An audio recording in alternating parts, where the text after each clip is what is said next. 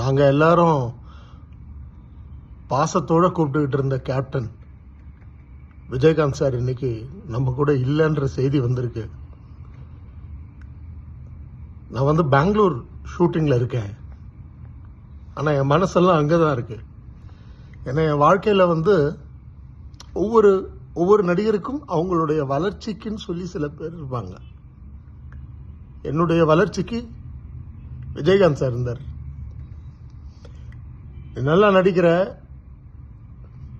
சின்சியரா பண்ண அப்படின்னு நிறைய அட்வைஸ் கொடுத்தார். இன்னைக்கு அதை பற்றி சொல்றதெல்லாம் வேஸ்ட். ஆனால் ஒரு மனிதரை பற்றி நல்ல விஷயங்கள் பேசும் பொழுது, அது நடிகர்களாக இருந்தாலும் சரி, தலைவர்களாக இருந்தாலும் சரி, சேவை செய்தவர்களாக இருந்தாலும் சரி, அவங்கள பற்றி பேசும் பொழுது ஒரு சில விஷயங்கள் மிகைப்படுத்தலோட பேசுறதுன்றது ஒரு வழக்கம்.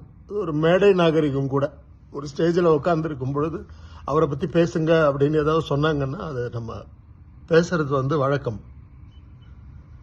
ஆனால் கேப்டன் பொறுத்த வரைக்கும், கேப்டனை பற்றி நம்ம பேசினது, எல்லாரும் பேசியிருக்கிறது இது வரைக்கும் ஒரு 20% தாங்க. அவர் பண்ணியிருக்கிற அவ்வளவு தர்ம காரியங்கள், நல்ல விஷயங்கள், இதை பற்றியெல்லாம் சொல்லணும் அப்படின்னா ரொம்ப சிரமம். ஒருத்தருக்கு முழுசா தெரியாது அவர் எவ்வளோ நல்லது பண்ணியிருக்கிறாருன்னு.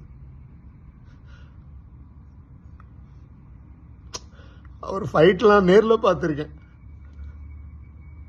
என்ன ஸ்ட்ராங்கான ஒரு பர்சனாலிட்டி. இன்னைக்கு அவர் இல்லைன்னும் போது மனது ரொம்ப கஷ்டமா இருக்கு. எனக்கே 30 வருஷம் ஆயிடுச்சு சினிமா இண்டஸ்ட்ரியில். அவரெல்லாம் இன்னும் நல்லா வாழ்ந்துருக்கணும். இன்னைக்கு அவர் இல்லை. அவருடைய ஆத்மா சாந்தி அடையணும்னு எல்லாம் வல்ல ஈஸ்வர பெருமானையும் அம்பாளையும் வேண்டிக்கிறேன். ரொம்ப நல்லவருங்க, ரொம்ப நல்லவர்.